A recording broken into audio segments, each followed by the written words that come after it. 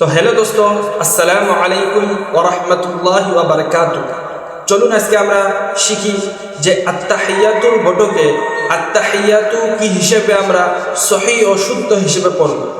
কারণ এই আত্তাহিয়াতুর বটকের ভিতরে সাধারণত দেখা যায় যে বিভিন্ন ধরনের মানুষ ভুল করে থাকে।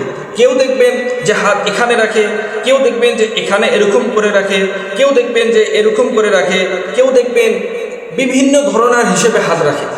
নজর দেখবেন কোথায় কোথায় রাখে, কেউ সেজদার জায়গায় রাখে, কেউ রুকুর জায়গাতে রাখে, কেউ এই দিকে রাখে, কেউ এই দিকে রাখে।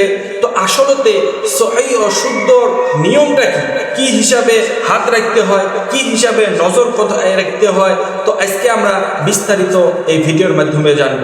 প্রথমে আমরা জানব যে আত্তাহিয়াতুর বটকে হাতের আঙুল বলে হাত আমাদের রাখতে হবে এই জায়গার ভিতরে, আর হাতের প্রত্যেকটি আঙুলে আমার কাবা শরীফের দিকে থাকতে হবে। তো প্রত্যেকটা আঙুল আমরা এই দিকে এরকম ভাবে রাখবো, এদিকে এরকম করে রাখলাম। রাখার পরে এখন আমাদের নজর রাখতে হবে দুই হাতের মাঝখানে, অর্থাৎ কোলে। তো এরকম ভাবে আমরা হাত রাখলাম, এরকম ভাবে আমাদের নজর থাকবে এইখানে।